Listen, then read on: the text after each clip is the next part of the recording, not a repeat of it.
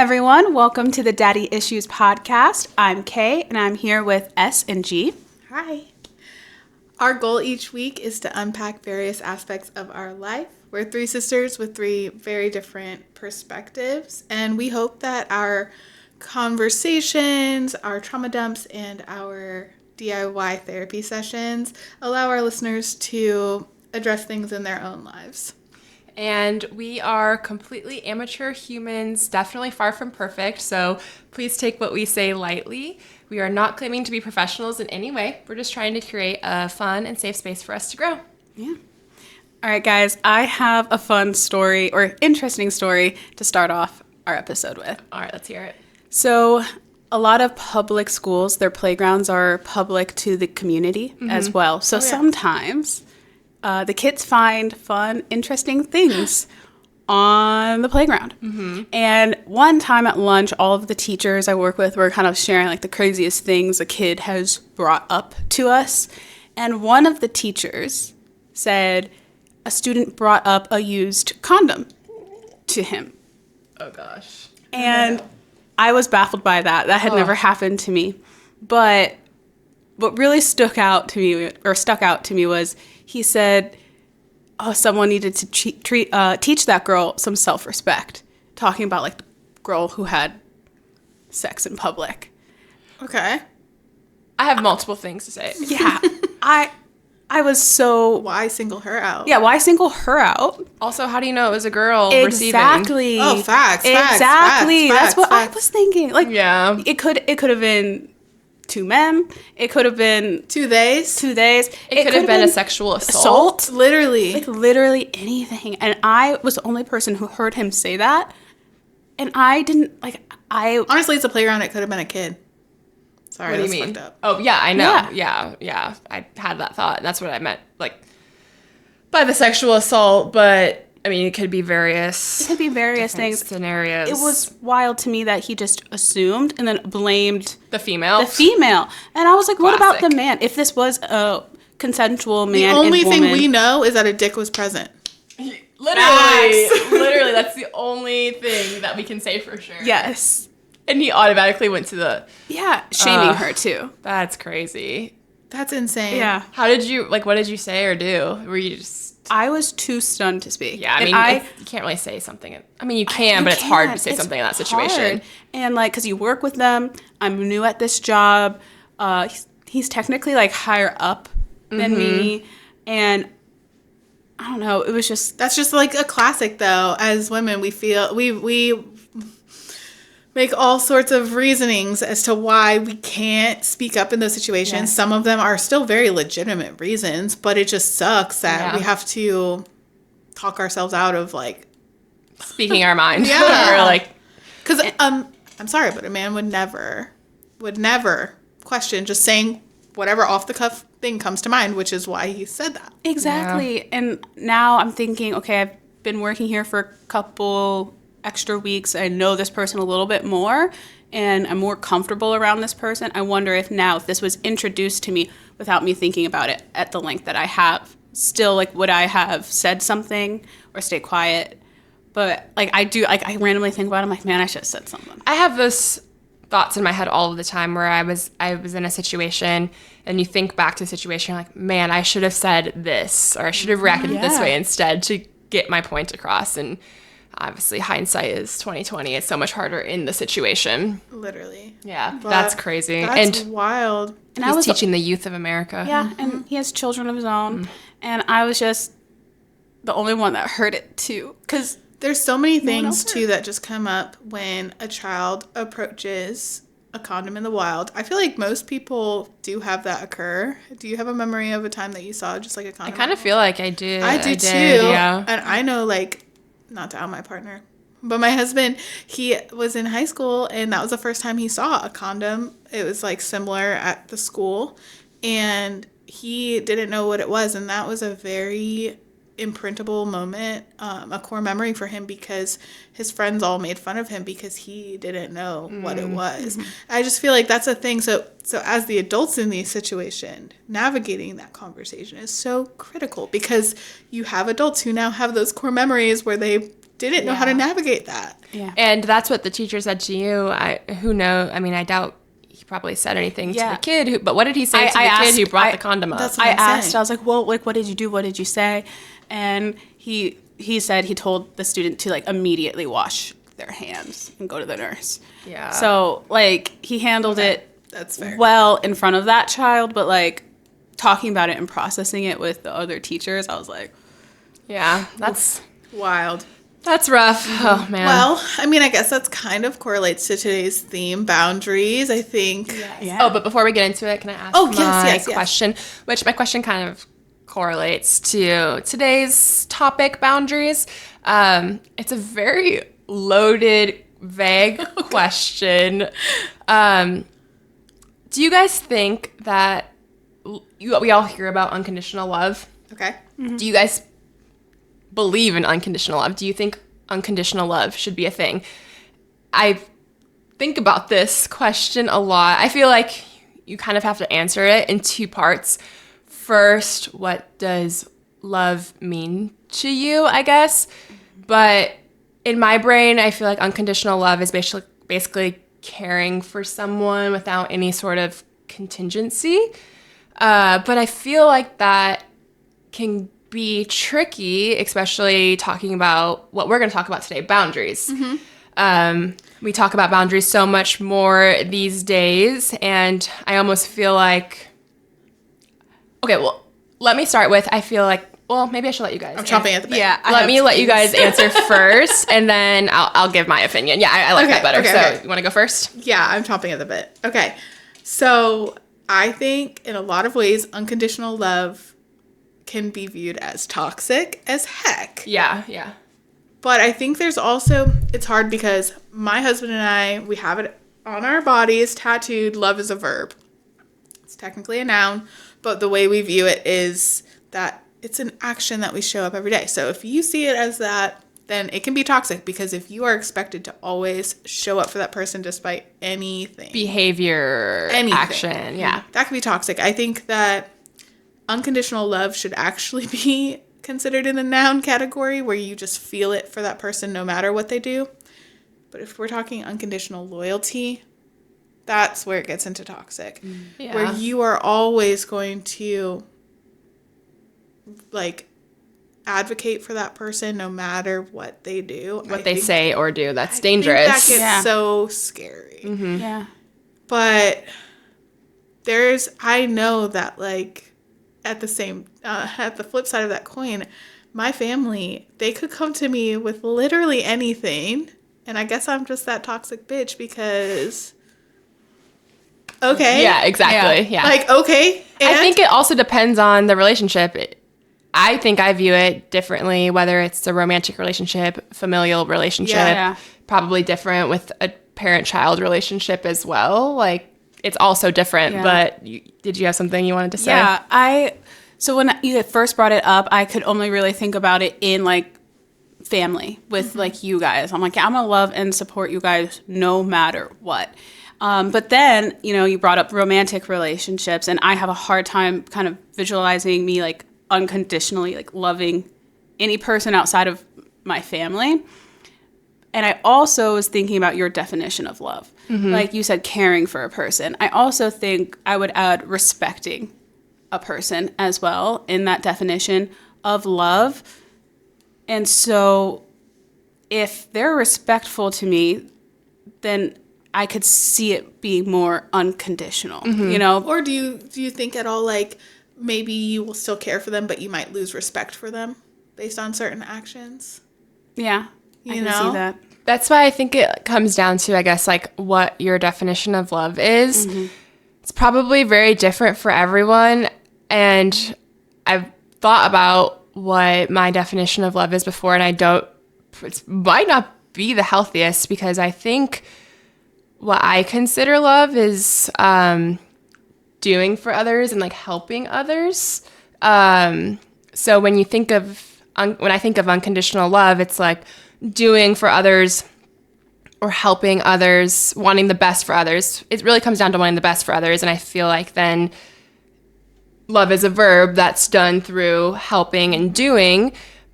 But if you're talking about unconditional love, it's like this person can do or say whatever, and I'm still going to be there for them and help and do for them. That's where I think it can become toxic. Yeah. Especially in romantic relationships. I feel like if and when I have a kid, I will probably do and help them no matter what they Literally, do, no matter because you love what. them so much. And I would do that probably for either one of you, but also if one day you guys were just turned out to be like a horrible human being for some reason. All of a sudden you were, I can't even think of an example. Just bad. bad just person. gone sour. Would that change my mind? I would want you to set up space from me to protect yourself. Because yes, it becomes toxic. If I am just like this black hole of badness, you know, whatever I get into that's bad, I would want you to protect yourself. But then is that unconditional love too? Yeah, like I think about each of us have a different relationship with our father, right? You said love was like, but you could like help others and like support them, right? And I feel like we try to like check in on dad, help him when he needs it. And we do it because I'll speak for myself. Do it because it's the right thing to do. But I do have like this disconnection with dad. I think you can express that you care for someone and that you love someone through those actions, but I don't think that love can just be those actions. Because I can do those actions for someone that I don't necessarily like really truly love. But I think the difference is that you're doing it out of unconditional love for her. That's yeah, true. that's exactly what I was going to say. Yeah. What you guys have told me in the past, just to let the audience know a little bit more, our dad is pretty sick and we all take care of him. And we've had conversations in the past, and both of you have kind of stated, and correct me if I'm wrong, I don't want to like put words into your guys' mouths, but your reason for like basically helping him is to help take the burden off of me, not necessarily because you guys 100%. want to help him. So I agree with G. I feel like that's more you expressing your love for true. me versus for dad. Yeah. But I think that question goes into our topic quite well, and I think also is part of the reason why I'm pretty bad at setting boundaries is because doing for others is. Do you guys think that's the correct way of like it's part of the definition of love? I think like we have love languages, and I think that's a way that you can express love, but I think you can also feel it without doing that. Correct. I agree with that. Like, you can feel love for somebody and show them in a plethora of ways, but you could also feel love for somebody and not show them at all. Yeah. Like, you could fall in love with somebody in a moment. I truly feel that. In a fleeting moment, passing by, feel like this weird soul connection that's drawn to somebody and just move on through your day. See, I don't feel that. I don't know. I've never felt that type of connection before. And the only love I've felt is familial love. Like, I've never fallen in love, so I don't know. Yeah. I feel like a lot of these questions that we ask, I'm like, I don't know, I've never been in a relationship. Well, it's hard because like there's love that I feel for my family. There's love that I feel romantically. There's love that I feel that's like platonic. There's love that I feel that's like even less than platonic. I don't even know. Like I said, fleeting moments. There are memories I have with people that I've never seen again that are some of my like core memories. I went to this camp, not to get off topic, but I went to this camp that my mom forced me to go to when I was a kid. I did not want to go. I did not want to go at all. I went, I didn't know anybody. And when we got there, I don't know how to explain it. We clicked. There was this bond. I don't know any of their names. I never saw them again. The group was disbanded. The leaders like left. One of them moved and like never again. Sometimes I trip out like, did that even happen? But I know that I feel love for those people. Yeah. There was something. There was magic. Something happened. Don't know their names. Don't know how to find them, even in this day and age. That's such a good point. Because, like, when I made friends at a young age, like, you're not doing things for that person. But, like, That's true. my best friend now is someone that I became friends with at such a young age, and I love her so much. But when we were younger, I wasn't doing shit for her. That's true. I was just in her presence, you know? Just enjoying it, just loving it, just milking it. Just like, I don't know. It's like love is memories, it's laughter, it's sometimes, yes, it's actions. Sometimes it's just honestly inaction. Being able to shut it down and just not do anything in a moment with another person. It's so many things. Yeah, it's this. I think that and I'm glad you brought up the whole love as a verb that you guys have tattooed in. I think I maybe place too much emphasis on love as a verb as my definition of love versus just the feeling. And I think that's why I have a particularly hard time with setting boundaries. Now we can get into kind of the topic that we were going to talk about. I have one question just to clarify. When you say you have too much emphasis of love being a verb, do you mean like when you express it or when you receive it? I think both. Both, definitely. I think I show love by trying, like I said earlier, to do for people or to help people when I feel like they need help. And I think that's also like my expectation of, or not my expectation kind of, but how I also feel loved is when people want to help, like see I need help and want to help me, or I think just showing that they're thinking about me is how I personally feel loved. But I think that this definition that I've kind of created in my head is part of the reason why I have such a difficult time setting boundaries. I'm really, really bad at it. And I think it's because I connect doing for others as love. So when I'm not doing for others, I'm afraid that I'm not showing that I love or care for them. So that's why sometimes I think I don't set boundaries. And specifically, I feel like in regards to my time is where I have a really, really hard time saying no if someone asks me to do something or needs help.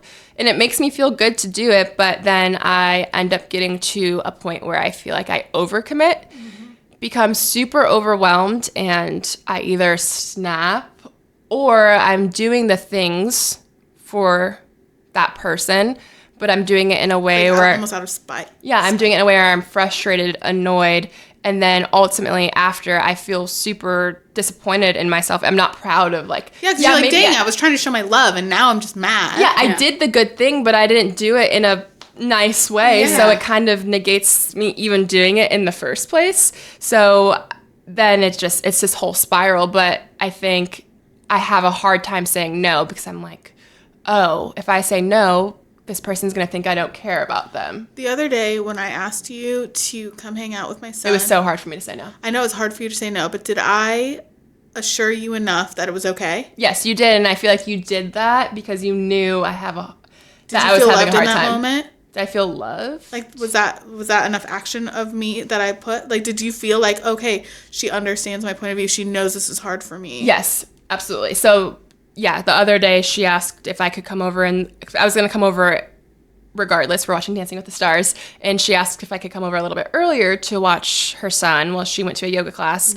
But I also had a class that morning, so I was like, I can't really come over early. But it was really, really hard for me to say no. But maybe I should have said this in the moment. You didn't have to. Did notice that I was you just curious. Reassured me because you know me very well. Yeah. But there was another situation last week because our mom watches your son when you're at school. And now with my new job, I have days off during the week. So sometimes I pitch in and help a little bit too. And mom had a doctor's appointment, and I didn't even know that you ended up watching him. Mind you, she asked me at 8 in the morning when her appointment was at 10.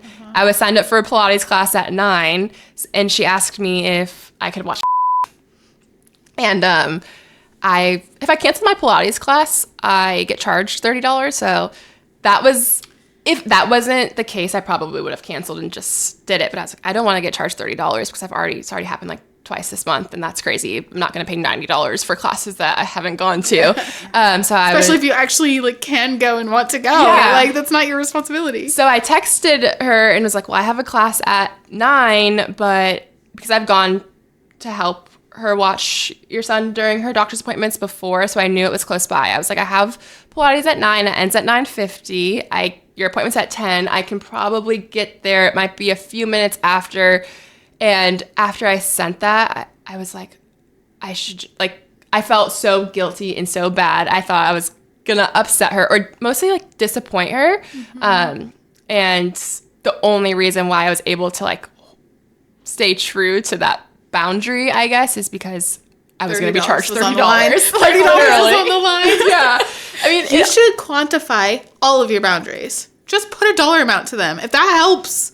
Yeah. Like, literally just put a dollar amount. How much, like, I would just literally sit down and be like, okay, my time off, this is how much money I make for the hours that I work. This is how I can't do that. Do it. If it helps you quantify it to be able to set a boundary, you should. But also, it's so hard because I want to do that. I know, and you want to hang out with your son. yeah. And so it's also this difficult balance between I feel good when I do that for people and help people, but the balance tips to the end of overwhelm, and then it's just I'm not the person I want to be, so it becomes like super difficult. So it is something that I need to work on. It's just really hard. I feel like it's just I have this big fear of upsetting people or disappointing people, but I'm just bad at setting boundaries, but someone here is good at them. Yeah, I feel like you're probably the best out of all of us. Yeah, because when you were saying, like, I just, like, have this fear of upsetting people,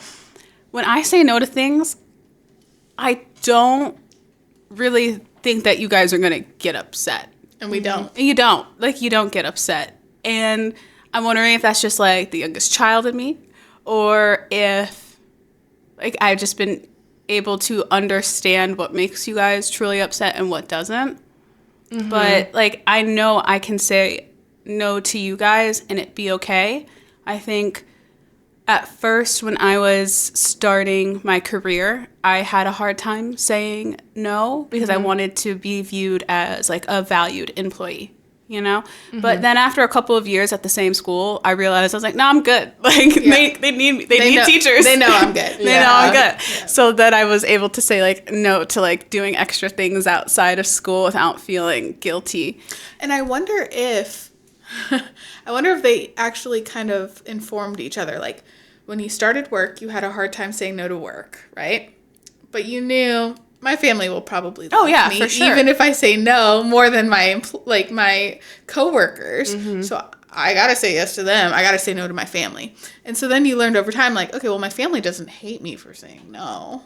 Like, so my employers will probably be fine too if I start saying no to them. And, like, once you get to know your coworkers a little bit more too, and you see That's them true. saying no and they're fine, and the principal or the vice principal still speaks highly of them, like, then you know, like, what are those lines that you don't really, like, have to cross. And I also, like, I'm back in school. I have a lot of group projects. It's a lot of scheduling, like, available times. And I had this one person that was over eager to get something done, like, a week ahead of time. And I was like, no. I was like, I literally cannot do that. I have this engagement. I have this. I like, volunteer on the weekends. Like, I can do time during this period. And I can get it done during this. And it was still, like, 4 days before the deadline. Did you have any anxiety or guilt over that? No, because I thought what she was asking was ridiculous. Yeah. I was like, that's ridiculous. And I felt also broken. like there were other people it was like a group of, like, 5, you know? And so I was like, oh, these other people probably have, like, that's too much work for the amount of time you want to get this done. It's unrealistic. And you're not going to get the best work out of all of us. And also, who put you in charge? This is a group project. I was baffled. I just don't get why my brain is the way it is. I'm just kidding. But yeah, I don't know. Like, I would have felt anxious in that situation, or. Well, it's also like we were texting. Yeah. So I think you get a different kind of confidence when you're communicating. I feel over the text. opposite. Texting is the scariest form of communication. I also don't know these people. Okay, that helps. You know, like, maybe if it was with you guys, I might have been like, I would have said the tone that I was saying it in. Yeah. Like, being like, I don't mean this in a, like, a blah, blah, blah way. But I was like, no, I can't do that. I have a football game. I have volunteering. I have another. Yeah, I'm gonna be honest. I don't would think have such a hard time with that. with us, you would be like, I don't think you would preface it with anything. I don't think I would have to. Yeah, you Yeah, I would wouldn't have have to. to You don't feel because like you have to, and you don't you have guys to. know. And I feel like a lot of the times you're like, especially when I was teaching full time, like I hardly ever see you. You're doing so much, and so like you know how much is on my plate. Yeah. And that like if I could, I would. Yeah. You know, but I can't. Yeah. So I don't have to preface it because you guys know. Well, clearly we know I'm bad at it, and you're pretty good at it. Where do you feel like you fall? As far as me with boundaries, I feel like I have a bit of a bark over bite situation. Okay. I feel like I put up a good front, like I'm a good communicator, and that I can, I don't know, voice how I'm feeling. But even in the scenario that we talked about earlier, where I was asking you to watch my son, I was so anxious about even asking you. So that's why it's like, it's funny because I'm like, that's why I was so just like, don't feel bad, because I'm like, you don't have to feel bad. I feel bad. Yeah. But I feel like I try to act like I can set a boundary, and I will try it. But I am so bad at the follow through. Yeah. So you feel like, so I don't set boundaries really At at all. all. It's like at all. You set them, And but then then just don't uphold follow them through. too much. Yes. Yes. And I find myself a lot of times in patterns, cycles for that reason, because I will set the boundary. Think I've done it. Okay, it's there. The boundary's there. But the maintenance end of things, I'm just like... Can you think of anything in particular? We We won't get offended. Okay, so as far as, okay, one of my biggest pet peeves is being late to things. Mm-hmm. Okay, I am like chronically early to things. I will sit in the parking lot and decompress before going into something because I have anxiety about whatever the thing is that I'm going to do, but I also want to do a good job and I care about it. Whatever it is, if it's a social thing, if it's a work thing, if it's a school thing, it doesn't matter. I want to go and be my best version. I give myself a little pep talk before I go in. It's a whole thing. And my husband moves at a slower pace than I do. Just to a beat of a different drum than I do. And I do have a lot of patience, and I try so hard to give grace because I know, and trust me, when I'm with the entire family, on his side of the family, I realize he's not even the slowest one. It's just part of that culture over there. Mm-hmm. And I hate making somebody else wait for me. Yeah. I literally hate it. I think there's nothing more disrespectful than that. And so I try to reiterate how important it is to me to be on time, to consider the things that are going to take time before... Plan accordingly. Yes. If I know that I need to be somewhere, I'm going to start getting ready to be somewhere at the amount of time needed to be able to get out the door at the time that I'm supposed to leave. And I feel like I have to say that a lot, and I just don't feel like it's improved. Yeah, because like I feel like a hard boundary that you also drink every time we say boundary in this episode. Yeah, for real. a hard boundary that if you were enforcing a hard boundary in that situation, it would be, hey, I do not want to be late, so I am leaving at this time, regardless if you, with or without you. But I don't feel like you probably do that. No, I say that. And then you wait, and then I wait, late, and then I'm mad. And then, oh, I'm so sorry. I'll be better next time. Yeah. It's going to get better. Yeah, I think that's a great example of, you'll say it. I will say it. You won't. I will mean it even. I will mean it in the moment. And then the time comes, and I'm like, well. Yeah. What's stopping you from following through? Like, why don't you just leave? I don't want to upset the other person. I don't want them to miss out on whatever thing we're going to do because it's probably going to be fun. I I don't want to have to explain to the other people on the other end why someone is missing that said they were going to be there. Well, if they're missing something that's fun, that's on them. I agree. You know? I agree. I think not to tie everything to teaching, but I think one hard lesson I had to learn as a teacher is when you say you're going to do something as a consequence for your students, you have to do it because they will so quickly pick up on the fact that you're not going to. And that's what I'm scared about with my own child. Yeah, because I had a student my first year who said, well, you never call my parents. And I was like, okay, bet. Called them immediately. I would have called them in front of the entire class. I did. And then I was like, do you want to talk to your child? And then I passed the phone over. I wish I could see Queen of boundaries. Queen of boundaries. And so I think maybe that's it. 'Cause I don't think I've always been great at setting and keeping boundaries. I've really never thought about it, I guess. I feel like you haven't really had to. Yeah, I never really had to because you don't really have to. Besides with us. But I feel like it's easier with us and with your coworkers, like you said. But romantically, you have not had to navigate that yet. True. That's true. That's going to be a whole other different beast. But I am a stubborn person. So. Oh, are you? Because I feel like we need to spend time on the stubborn component of things. I want to go back to what you said about when Kay asked you, like, why don't you follow through with the boundaries? And the first thing you said is you don't want to upset that person. Why are you being mean to me? No, I think we are experiencing the same thing. The only difference is I bark first. You will bark first, and I won't. But ultimately, you're afraid of upsetting 100%. People just as much as I am. Yes. But you'll say it.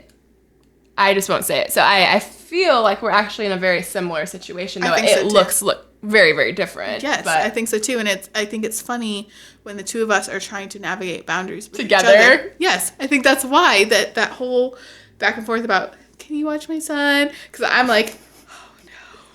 And then you're like, oh no. And then I'm like, oh no to her. Oh no. And then you're like, oh no to her. Oh no to my. Oh it's no. So sweet though. You guys care so much. And it's like you guys are fearing conflict, which I feel like I fear conflict a lot of the time. So I find it strange that I don't fear conflict when I'm setting boundaries. But I think I just know so hard that you guys fear conflict more than you do. Maybe because like when I'm thinking about boundaries, I'm thinking about it in relations to you guys and like work, because you're right, romantic relations I don't 100%. I think you figured out, I think you clocked it. You're like, other people are going to be more afraid of upsetting me and the conflict that I could just go ahead and do it. And let's be honest, we have more conflict in our relationship than any of the other combination of people here. Yeah, so I think we fear that. Bringing up other stuff and just, we have a lot of history. Yeah. But back to you being stubborn. Yeah. I don't know actually what else I had to say about that, but you are just stubborn. Yeah, I will finish. Thank you. I will finish what I was saying before is in a romantic relationship, when that happens, I think maybe I still will be good at setting my boundaries because I am a stubborn person at heart, you know? And I do fear trying new things. So if I don't want to do it, I'm going to say, I clocked this. Saw you in the face. As I was saying, I fear new things. As in the last episode, I said I didn't zip line because I didn't want to, but I made a student do it. I think that stubbornness will really help me hold boundaries, but that could be a detriment. Let me finish. To myself, because I do know it's good to try new things, but I still don't want to do it. I think we're really focusing on the fact that you are good at setting boundaries, but I think you can be bad at setting boundaries on both ends. You can be bad at setting boundaries by being too lenient and not having any at all, and then you can also be bad on the other end of too many, not being flexible enough, and then being very closed off to because a certain that's the thing, extent. is it's a balance. You have to also respect other people's boundaries. And I fear that's where you're going to fall into a problem when you find a partner who inevitably wants to also set boundaries, because right now you've got the two of us who are too scared to set boundaries. So you can set boundaries all up over all of us because we're like, you know what? Yeah, okay. But when there's another person's needs involved, And they are wanting to set boundaries. you're too stubborn. I think I would receive someone's boundaries well. I honestly, I think you would too. to a certain extent. But it might be more of a challenge than what has been so forth with your boundaries. I think the only time I would really truly struggle with accepting someone else's boundaries if it conflicts directly with my own. But then that's a boundary of your own. But that's also a boundary of your own. I think that's a common misconception when it comes to boundaries is, and I think this is how our mother kind of interprets boundaries sometimes, is like what other people are allowed and are not allowed to do.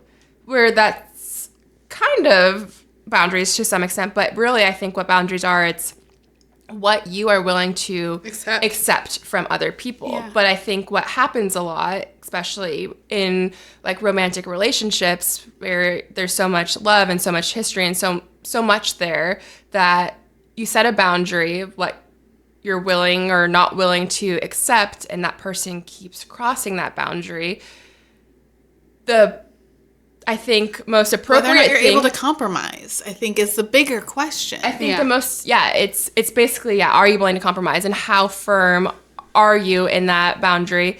And I think where a lot of conflict comes into place is where you're in some sort of relationship, you have a boundary, someone keeps disrespecting that boundary, but whether you feel stuck or you still want to be in that relationship because there's so much good or whatever, you just keep running into the same conflict.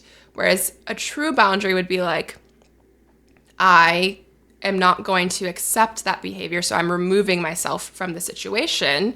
But that's so different when there's so much else intertwined in that relationship. Like if you said to me, I have this boundary, and I said, well, no.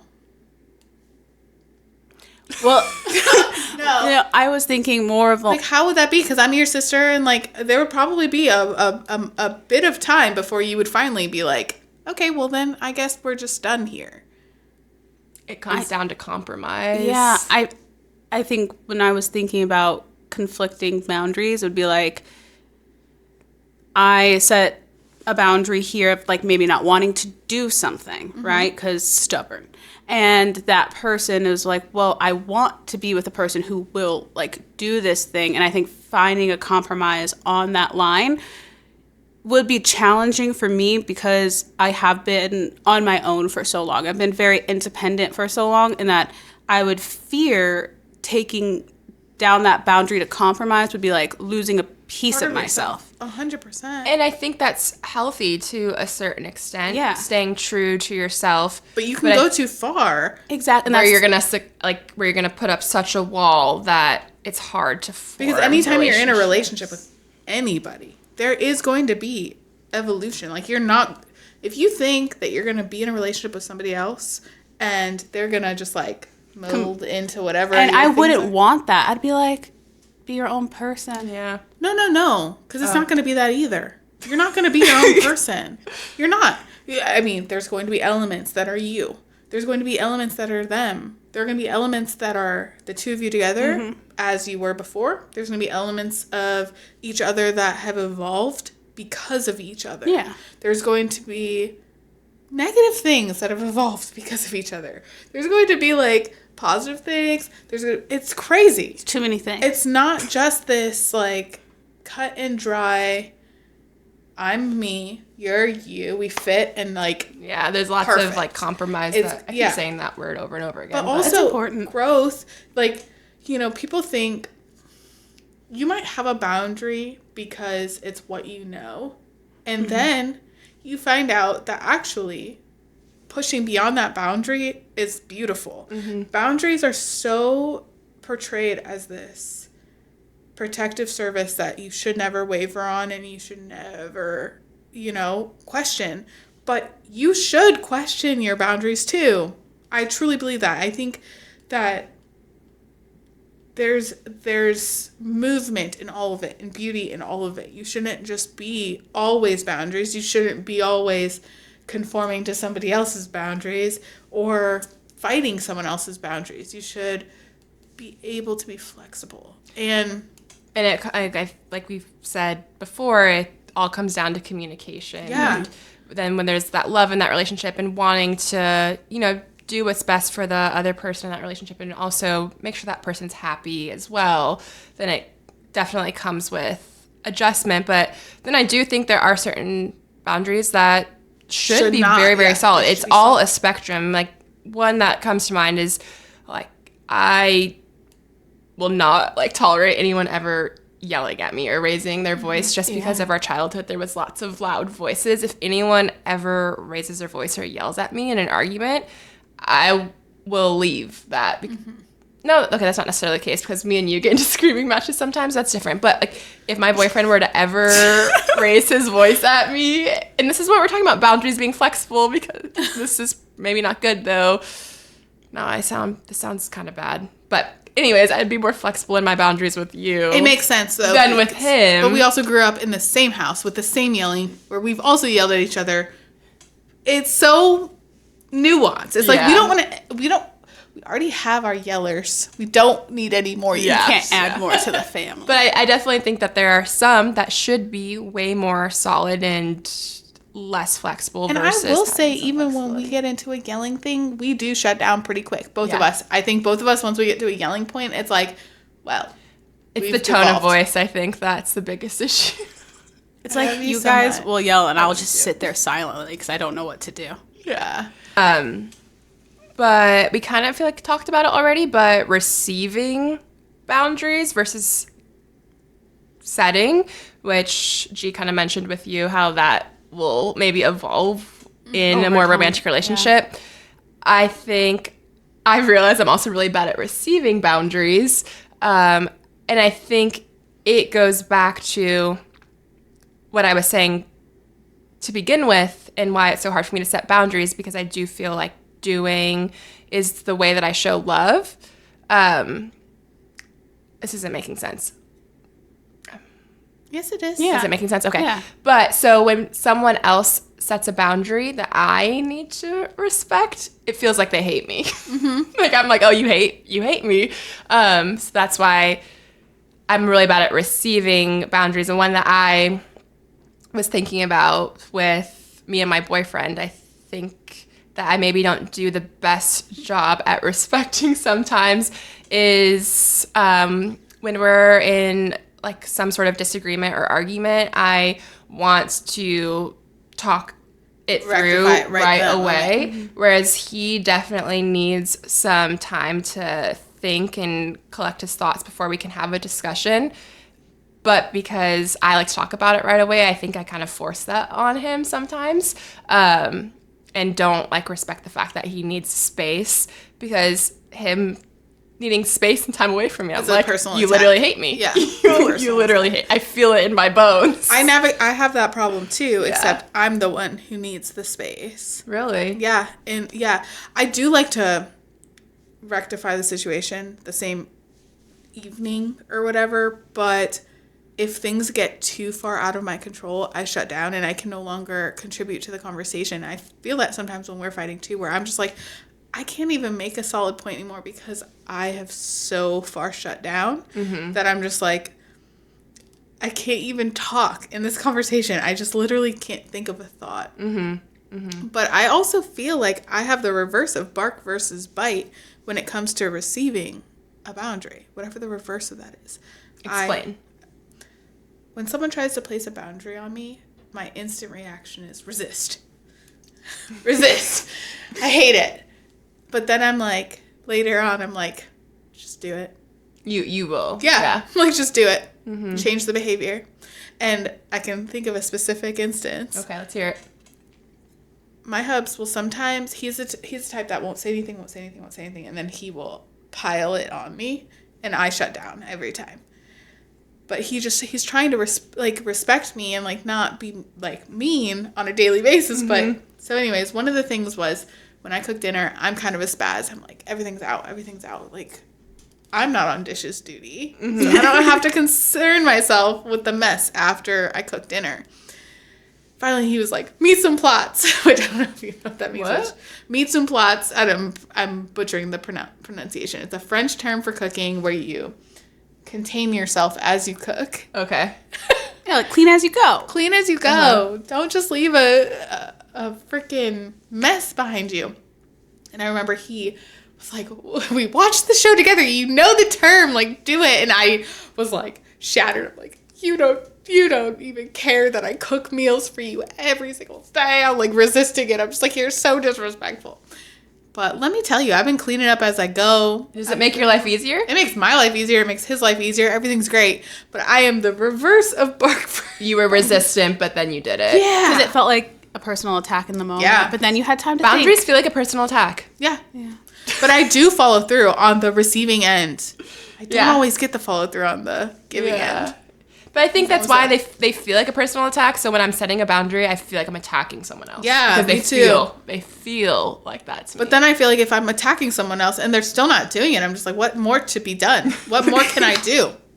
How do you feel like you are at receiving I was boundaries? trying to think. I was like trying to think about you guys setting boundaries with me. I'm like, they don't do it. Like I don't really get boundaries set. And you know what? I I'm don't gonna take feel that. the need to. Yeah, I was gonna say I'm gonna take that as a compliment. Maybe I'm just so good at I think you're very balancing self-aware. relationships. I think because you are so good at setting boundaries, you're also good at just respecting boundaries without even having to be asked. Yeah. Thank you, That's you, true. thank you so much. I also think that, not to always go back to you being the youngest child, but We just kind of allow more from you. yeah, I feel like you don't have as many expectations, or We don't demand that much from you. Yeah, that's true. That's true. It sounds you guys bad. keep looking at notes, and I haven't done that once. it's not that, and it's not that you always exceed our expectations, and then Yeah, because like our Yeah, because expectations. if you don't cut have that, if you cut that off, that was my facial reaction. It's like, oh yeah, we don't expect anything from you. That's why I did that. I knew what you were saying. Sounds bad. It sounds bad. That's why I was hesitant to say it, but You still do things at the caliber that we do things, but we just don't expect. We don't have that it's like just the baseline youngest sibling expectation. thing. Yeah. Like if she all of a sudden stopped doing what she's doing, I would be like, hey, what the hell? I think that's a really and vice versa. I feel like I'm held accountable probably the most out of everybody. oldest sibling thing. Oh, Yeah, for sure. For sure. Like I sometimes feel like I'm in a glass house. I do. I feel like and it comes from a place of love, but I do feel like there's a lot of accountability for me. Yeah.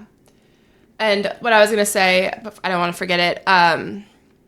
I feel like, 'cause you said something and I was going to go off of that, but I think the transition between not setting boundaries to setting boundaries is really hard because of that expectation. I almost feel like so many things are expected of me now that all of a sudden I'm like, no, I'm not going to do that. Yeah, actually, that's my boundary. Then people are going to be like, What happened? What Yeah. changed? you've been doing it all this It time. feels so Yeah. drastic that it feels like such a hard transition Yeah. to make. 100%.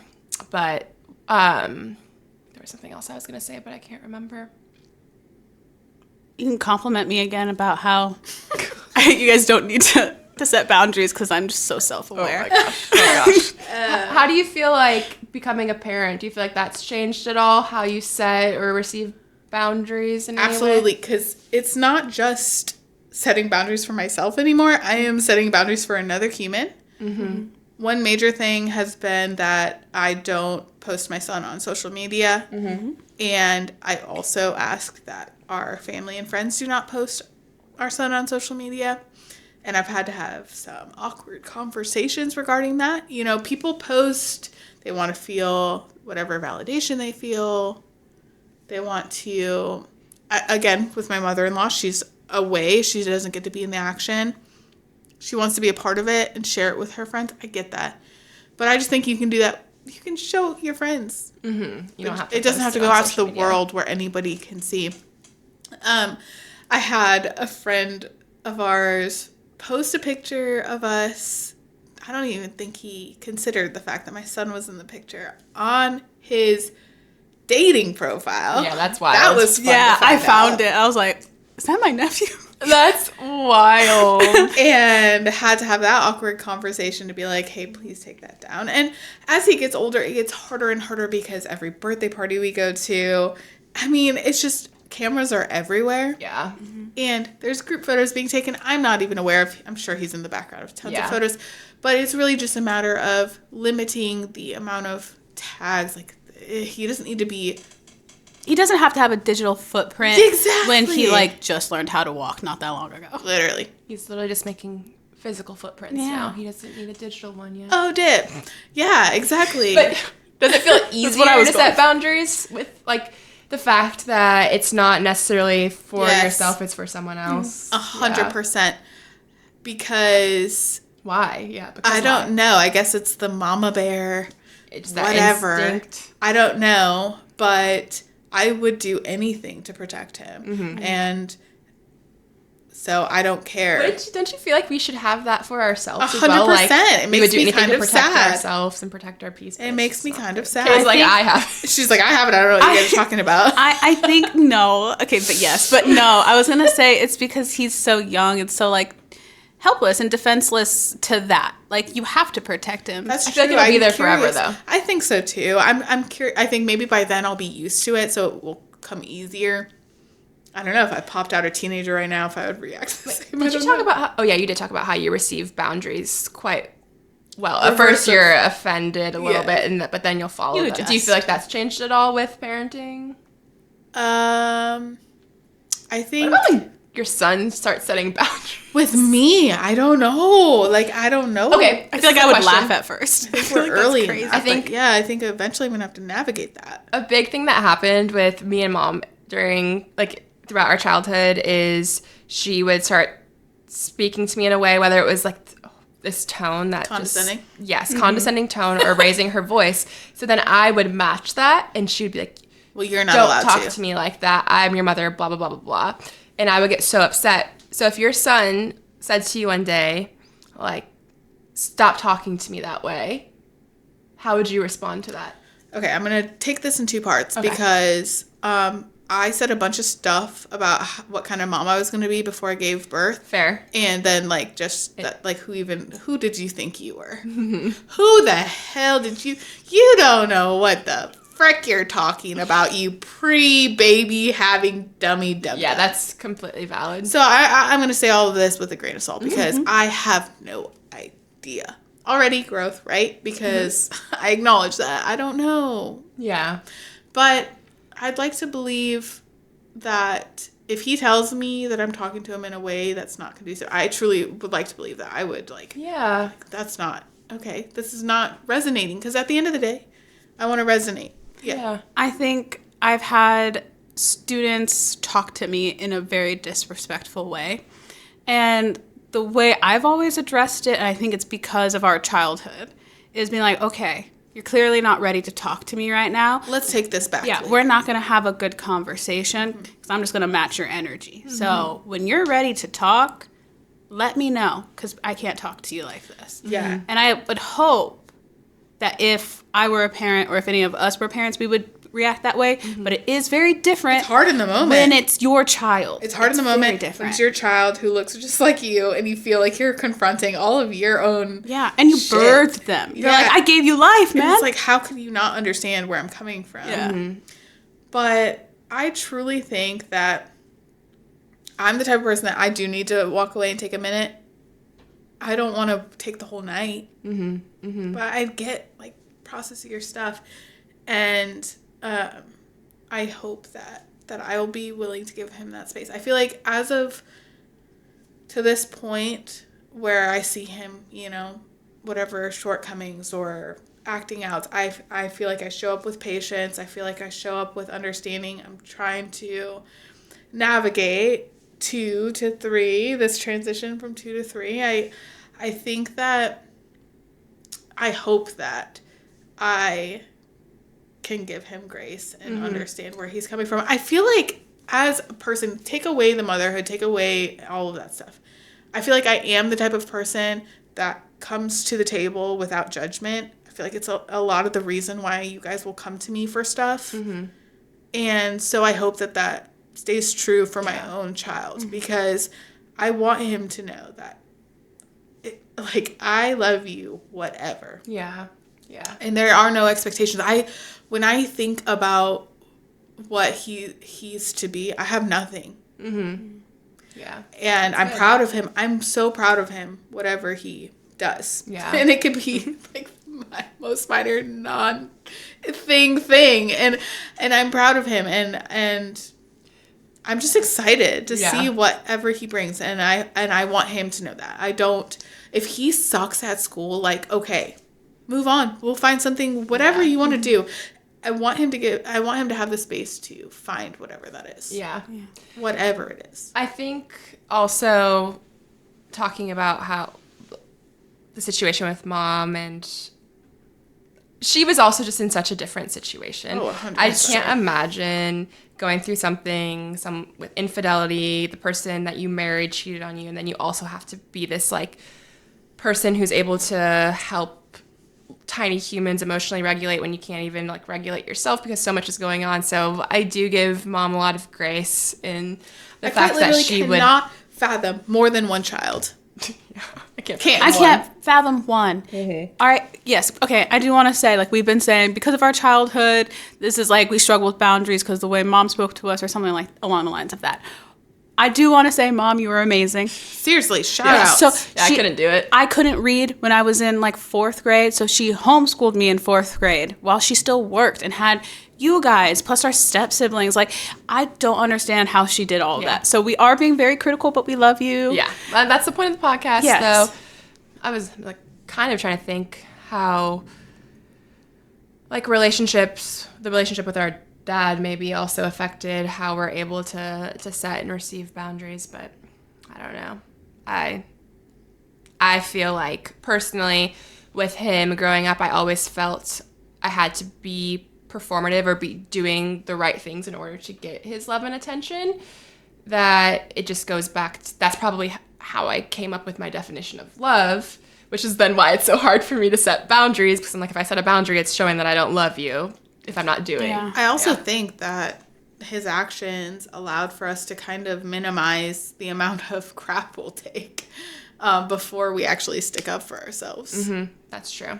I think it's just all around been kind of desensitized to certain things. Oh, yeah, for sure. You know, like when I was in high school, that was when I was living with him the majority of the time.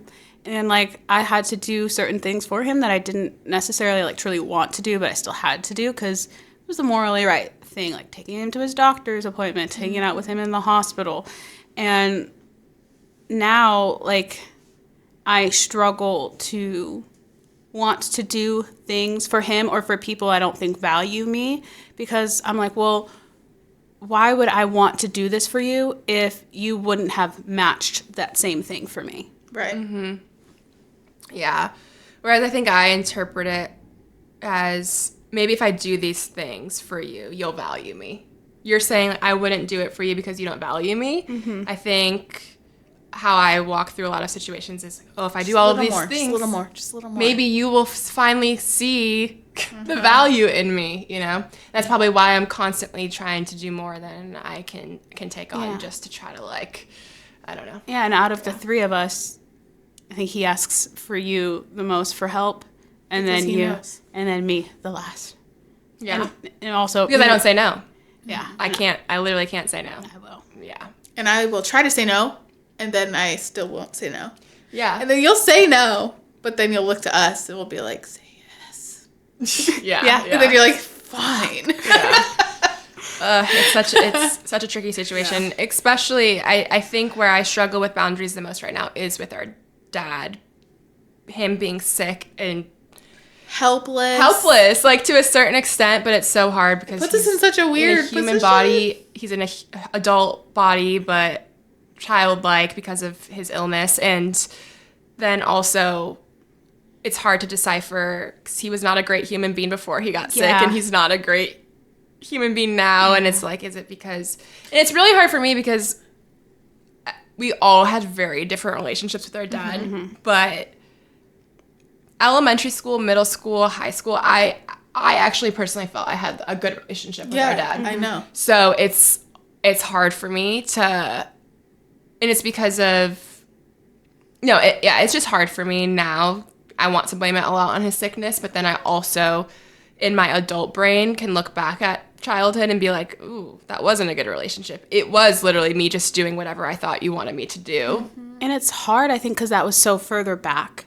I had not a great relationship with him right before he got sick, too. Like, I found out about his infidelity with mom right before he got I sick. actually had a good relationship with dad going into him being sick. I did not. And then when he got sick, and that's right when we found out about his, like, second infidelity, that's when I felt the anger ignite in me. But then I felt like I didn't have the space to be angry because now he's helpless and sick. So it's just a complicated I just have this situation. whole other aspect of the fact that he wasn't my birth father, but at some point he decided, I'm still your dad, but like just enough. Not a good dad. But not a good dad. I'm your dad, but a bad But one. like barely. Dad, but I'm gonna be a really bad But like one. barely. So it's like very freaking very confusing because I'm confusing. just like, well, at least you accepted me, kinda, I guess. I don't know. Did you? I was too young to know. Like, it's so weird, and I'm just like, Yeah. okay, well, I still. Why do I still want to be accepted by you? Like, I don't know why. I know. I've talked about that in therapy before. I'm like, why do I want this person that I genuinely don't respect that much? Why do I But the want... bar was so low because it's like my actual dad was like, you know what, nah, Yeah. and he was like, yeah, but also Kinda. Kind of. nah, still. Like, I'll be But like, yeah, here. no. I'll be present, but, like, not, like, present. Like, I'll like yes, but still no. I just had a random thought about maybe dynamics that we saw growing up that may have affected how we create boundaries because, backstory again, our dad cheated on our mom when we were young. I was in, like, kindergarten. Yeah. They got divorced. He got remarried. Our mom got remarried. Then they both got divorced and they got back together again. And seeing our mom take someone back after infidelity, I feel like that also kind of like disrupted my brain circuitry. Yeah, For To some sure. extent. For So, sure. like willing to accept mediocrity. Yeah. Yeah, for sure. And it wasn't just infidelity, it was all sorts of stuff. We Yeah. won't get into it, but all sorts of stuff. Yeah. And not even just getting back together with him. We Uprooting uprooted her our life. whole Lives. lives. And I was like, for this mediocre man? Yeah. For this, not even mediocre. Like, just Like this, below mediocre. yeah, not this great of a man. Like, I was so mad. I was also a teenager, so I was already angsty. And then that on top of it, it was Too much. too much. Yeah. It's all All so right. complicated. Okay. Boundaries are freaking hard. I think it's enough about us for now, though. Yeah, I think so. I think it's time. Yes, it is time for our favorite segment, strangers on the internet being messier than us, otherwise Thought it was known possible. Sorry. as... No, you're right. We were very messy just now. But we're going to read Reddit stories now. All right. G, you have one for us today? Yes, I have one, and it does kind of correlate to boundaries. I read this a long time ago, so hopefully it's still good. Okay, let's hear it. But this is new for you guys. Okay. My 35 male mother's 58 male new fiance wants... Hold on. Yeah, Start over. Sorry. Yeah. My 35 male So he's a 35 male. mother's 58 male new fiance. So the Okay, so his fiance mother's is has male. fiance. Okay. Wants me to call him dad. He's 24. How do I navigate this? Before you continue, I really thought you were going to say daddy, which... So he's 35. 35. The mom is, 58. and the new fiance he is put 24. 58 male, but yeah, female. Okay. New fiance wants me to call him dad. Oh He's my god. 24. Okay, let's hear it. Okay, please buckle in. This is also weird. I'm a 35-year-old man, and for some backstory, my dad died when I was 19, leaving my mom with me and my 2 siblings. I'm the oldest. It took some time, but eventually my mom started dating again. We don't live together per se, but our houses back onto each other and have a gate, so it's pretty common for her to offer to to do my laundry, or me just go over for dinner, or go look after our dog, that kind of stuff. Plus, me and my siblings go over there for dinner every other Friday night or so. A bit after she started, the men she's been dating have been getting younger and younger, and I've never had a problem with them. She's been very open to me and my siblings that she wants to get married again, and we've always been supportive. At least after the initial shocks, LOL. The latest guy is by far the most serious, and they've been dating since around last June. He proposed at the start of autumn, and they want to get married next summer. Again, me and my siblings are fine with this because it's her life and we trust him. He's a nice guy, and they clearly love each other, but anyway. So, long and short is, this weekend, her fiance, let's call him Phil, calls me and asks me if I could come over. I say, yeah, sure, I'll be over after work, and I assumed he'd just need help with some DIY, stuff they're doing. When I get over there, he calls me sport and says we need to talk. I should mention this is something he does to me and my little brother, calling us things like kid, sport, scout, little buddy, or my personal favorite, calling us red and blue, seeming out of nowhere. My brother is 30, by the way. He tried it with my sister, 28, once, and called her princess once, but he stopped when she just stared at him. So the thing with Phil is that he reminds me a lot of Charlie Day's character in Horrible Bosses, in that sole ambition has always been to meet a girl, get married, and have a family. When he told me and my brother this, my brother made some joke about how maybe our mom's going to come short on the last part, and he got very upset, but they made up after. Anyway, so I go around and ask if my mom's around, and he said no, it's just him and that we really need to talk man to man. I say, sure. And he starts talking about how he's always wanted to be a father, etc., and raise a son to call his own, and that he drops this bombshell by saying, now I know I can never replace your father, the man who made you, but it would mean the world to me if you could call me Dad. I'll admit I snickered a little, and then I knew he was serious because he looked like he was about to cry, and he didn't drop it either. I asked if he really meant it, and he got really emotional and started talking about what it means to be a man. And now his purpose is to have and provide for my family, and he wants me and my siblings to be part of that family. Like he reiterated, he'll never replace my father, and this did rub me the wrong way a bit, but he's ready to step up and be my dad and provide for and protect me and my siblings. And I'm just sat there thinking, dude, I'm a decade older than you and live in a separate house. I don't need providing for, and even if I did, I don't think a guy a third of my age would who works part-time at the hardware store and is also collecting manga is the man to do it. No offense. Don't go on. Come at him for doing manga. Leave him alone. No offense if you are into that. Just, I don't know. I was a bit taken aback. I was in shock, so just said, okay. And he gets emotional again, but in a happy way, talking about how he wants to go camping or go on to a baseball game. Okay, this goes on and on. Wait. It's almost done. Okay. I don't even like baseball. And how he joined the Lions this year, and how all this talk of service and charity isn't the brag he thinks it is. Because again, I'm 10 years older than this guy. I keep forgetting that part. It's crazy. Well, I ended it by just saying, this has gotten a bit too weird, and I was going home. He got very upset, and I left. Calling my brother and I, he agreed it sounds weird as heck. Later, my mom called me, and she wasn't disappointed, but admitted it's made him very upset and depressed. I told her that he's embarrassed. He doesn't need to be. I get he's excited about the marriage, and we can just laugh this off as a funny story. She then said that wasn't what he was upset about. He, and she too a bit, is upset about the fact that he poured his heart out and I rejected him. She said, yeah, it's a bit kooky, but this is how he proves to himself he's a man. And I guess I was a bit angry and said something like, first off, it's not my job to certify what's between his legs. Oh. And second, this doesn't prove he's a man. It just proves he's a nut job. I apologized immediately, but she said she didn't want to hear it and hung up. She called back 10 minutes later, and we apologized, and she begged me to just go along with it until he has some kids to call his own. I won't go too much into the details here, but she sort of let slip that they plan to try IVF treatment because she's not ready to give up being a mom just yet. And while I have my own thoughts about whether or not that's a good idea, I'm not here to hate on that. We finished up fine, and I reiterated I'd support her, and she agreed that it was definitely a stressful situation for me, but begged me to at least think about it, which leads me to here. I did think it over, and obviously I'm going to say no. I had a dad and he died. Rest in peace, Dad. And that's the only dad I've ever needed, I've ever wanted, and I'll ever bestow that title on.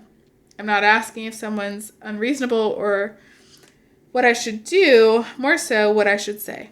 This clearly means a lot to him for some reason, and I deeply love my mom, so want to try and minimize the damage, especially as we're still so involved in each other's lives, and they live behind me. I forgot about that. Yeah. How can I make it clear to them as painless as possible? And I think it's weird and borderline offensive. I really don't want to rip the Band-Aid off because I fear what it might do to the family. Edit, showed my brother the post and he laughed so hard he started coughing, then said we should call him Dr. Phil, and each other blue and red, so swap the nicknames he gave us around. Thoughts? I don't get that part. I'm not sure either, but anyways. I have a solution for this man. Okay. Just call him Daddy, and he'll get so uncomfortable. It'll just be over. It would just be over. Be like, I'm doing what you asked. Be like, oh, thanks, Daddy. Like, anytime you see him, give him a hug. Give me a hug, Daddy. Fair. Like, you're doing what he asked. Yeah. Also, the fact that he was like, can we speak man to man? You, who's 10 years older than me, can you call me Dad? Yeah. Yeah, no, this guy, my first thought, what would you guys do if Mom had a 24-year-old boyfriend? Would he be younger than you, too? Yes. Well, 24 would be my age. Yeah. So your age. My age. I'd be like, Mother. Would you get? Be I would say siblings. something. I'd be like, we I could would be definitely say siblings. Mom, what is going on? Why? And then to take it to the next level, to be like, call me Dad. Yeah, that's so strange. And even if Mom's boyfriend, who is a perfectly normal age, started calling me kid or scout or something like that, that alone yeah, would set me off. and we had a stepdad growing up, and one thing I can, applaud him for is he never ever asked us to like call him Dad or anything. I would not have handled that well as a child. So like, I don't think that any step parent should ask that, but then also asking an adult to call you Dad. Like, this isn't like their kid still. Ugh. No, I could somewhat, understand it if the kid was like 8 or 10 or whatever. Maybe you can ask. I still don't think that you should ask that's that just gonna question mess ever up as a step parent. your brain. That's crazy. Yeah. Also, another thought I had is, could you guys ever be a step parent? And this is like a more of a question for you, and a question I thought about dating in my early 20s. You could possibly come across someone that has a kid, and say you really hit it off, and then they bring up they have a kid. Do you think you could be a step parent? I don't think I could do it. I think it gets exponentially harder when you have a kid of your own. Yeah. Because now you're blending. Yeah. I think maybe if it were just me. Okay. I almost feel like it would be easier because you already have the responsibility of being a parent. It's like, okay, I'm already a parent. Of course, this is my lifestyle That already. part would be easier, but the part Blending. of getting, because then now I've got to get my kid on board with that other kid, the parent with the other kid, the kid, and then me with the other kid. Yeah. Yeah, it's Like, so The complicated. grandparents. I- and then I think maybe you have that perspective because before our step siblings became our step siblings, we were already friends. knew them. I was excited. That's not always the case. That's honestly Never, never almost never. the case. Yeah. Like then all of a sudden you're sharing space with another person around your age, most Sometimes likely. sharing a room. Sharing a Yeah. room, a bathroom. And like just trying to navigate those dynamics would be so challenging. Like even I'm going to mention I'm a teacher in every episode.